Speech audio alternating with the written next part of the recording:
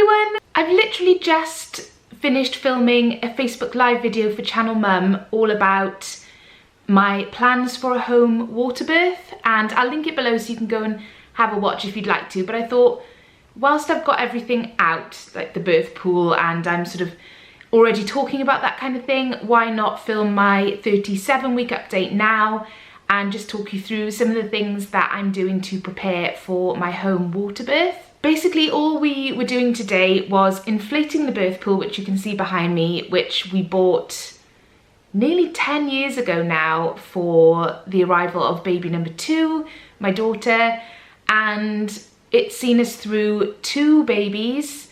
My friend actually borrowed it from us to give birth to her little girl in, and hopefully, fingers crossed, all going well, it will see us through the birth of baby number 4 as well. So if a home water birth is something that you would be interested in, I would highly, highly recommend these birthing pools. I should have checked before I filmed this how much we paid for it at the time and how much they are. I don't think it was much more than £100, possibly 150.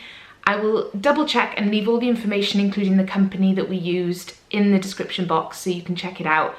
But it really has been amazing and well worth the investment. Having said that, the midwife team local to me now actually have their own birth pools available, which they can bring to your house when you're in labour. That wasn't an option when we first had our baby in this pool, so that's something to look into perhaps before you make the investment. But either way, if you're planning to have more than one baby at home, or perhaps you've got a friend that's pregnant and would like to share the cost of buying a birth pool, I definitely look into it. We bought ours from birthpoolinabox.co.uk, I think it is. Again, I'll link it below, and I couldn't recommend them enough.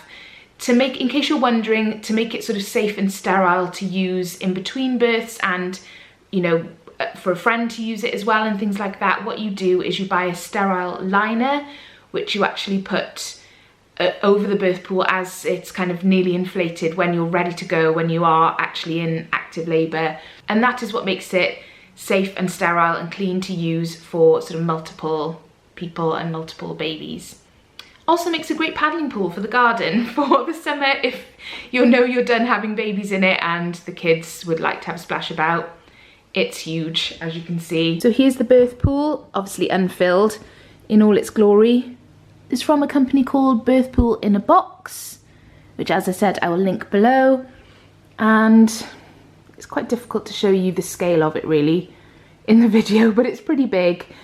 There are handles for you to kind of grip onto if you need to stabilize yourself or just squeeze something because you're in pain and your husband won't give you his hand anymore. So yeah, that's it, fully inflated. There's a little seat there for you to kneel or sit on, which is actually really comfortable. We've actually moved our dining table to one side to make way for the birth pool, and it means that it fits quite nicely in this space. I've actually shoved it over a little bit to the side while I film, but normally it would be right in the middle of our dining area.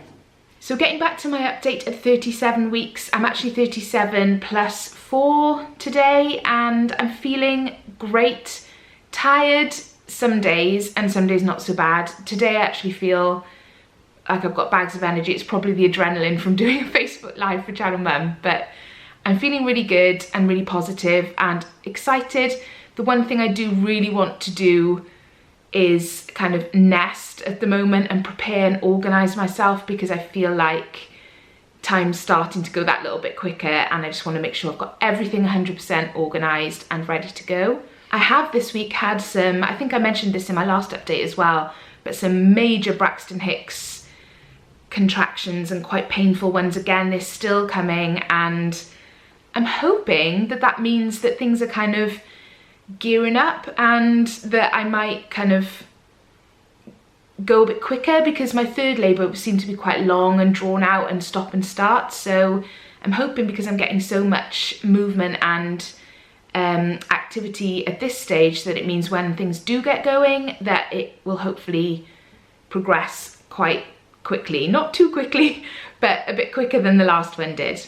The most exciting thing, I guess, to say at this point is that I'm now full term, which means that a home birth is possible for me now. Once you get to 37 weeks and you're classed as full term, you are allowed to have a home birth and you wouldn't have to go in, as you're not classed as being early. So that's great news, and as long as everything stays as it has been for the next couple of weeks and there are no complications, then that is absolutely the plan for us. So I'm really pleased we've inflated the birth pool today, because now we know that it's okay and it's working, and it is actually a very, very small hole which is letting out air very slowly in the bottom sort of part of the pool, which my husband assures me can be easily fixed with some sort of patch. I don't know. I'm leaving that up to him. He's going to come home from work today and patch that up, and he says that it will be absolutely fine.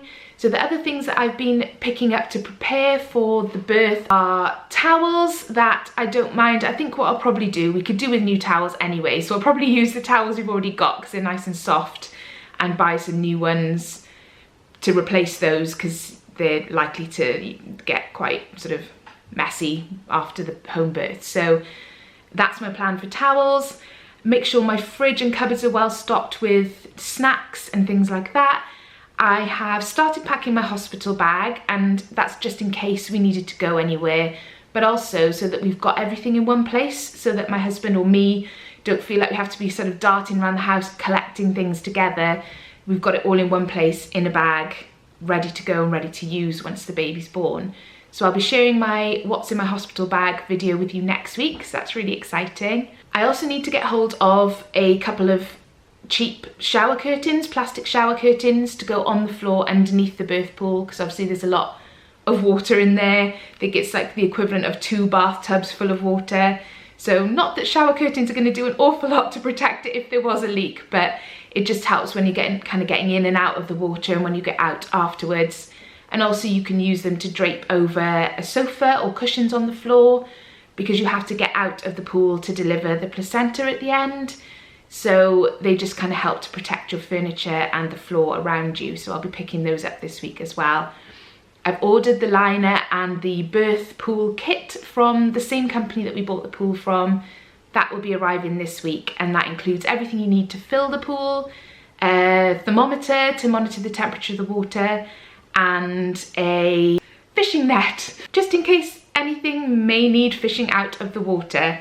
I try not to think about that bit too much beforehand, because it just, all dignity goes out the window, doesn't it, when you have a baby? So it's like a la la la, don't want to know kind of moment. So yes, that all comes with the liner and with the birth kit. Other than all that preparation for the home birth and things, everything's been pretty much the same as before. This week I don't feel a great deal different.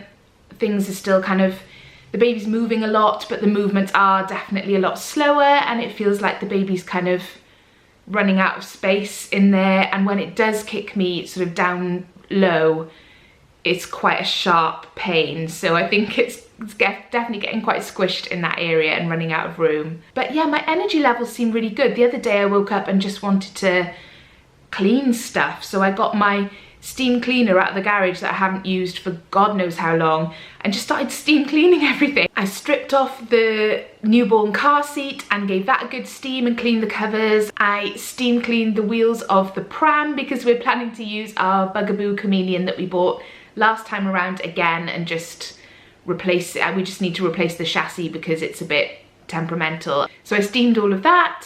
What else did I go at? Oh, the Moses basket, which we got down out of the loft, so I steamed that too. I just went bananas. So I'm wondering whether this might be like a sign that things are not that far off, just because I seem to have so much energy this week. I was completely exhausted that evening though. I was aching in places I didn't even know I had, and had to go to bed really, really early, and was still a bit achy the following day. So as enthusiastic as I am about sort of nesting and sorting things out, I think I need to bear in mind that I am pretty much 9 months pregnant, and it's probably not a good idea to do too much. So yes, lesson learned. I won't be quite so enthusiastic next time. I also feel like I'm kind of prepared now in terms of things for the baby. We've got, I would say, 90% of everything I intended to get. The only thing we still need to do is order the bedside crib. I've looked into all my options for bedside cribs, and I like the look of the snooze pod. It comes so highly recommended, and yeah, I just have kind of fallen for that one. So I'm planning to order that in the next week or so. In terms of clothes and that kind of thing for the baby, I've actually filmed a newborn baby haul and essentials video, which will be going up on Sunday, so keep an eye out for that one. So I'm just planning now to wash all of the clothes and get all of that ready for the baby. It's all feeling so real and really, really exciting now. So I'm just really grateful that I'm still feeling pretty good, to be honest. I'm fully aware that if I do go to 40 weeks or beyond, that I will start to feel pretty fed up, especially as the weather gets warmer in the UK. So I'm just making the most of feeling so good for as long as it lasts, and before I get really fed up and tired. If anyone has any questions about home births or water births or home water births, then please do let me know in the comments below. I'd be more than happy to try and answer your questions or give you some information based on my experiences. Also, if you've had a home water birth, I'd love to hear your experiences and your top tips. Even though I'm on baby number 4, I still love hearing people's tips and advice. I don't think you can ever be too prepared, so I'd love to hear from you. Thank you as always for watching, I really appreciate it. If you did enjoy the video, please do give it a like. If you've got any friends or family that are pregnant and you think might be interested in these updates, then please do share the video. There's a little button below that means you can share it on Facebook or Twitter. Don't forget to subscribe to my channel if you haven't already. I'll leave a little button up here, and I'll see you in my next one.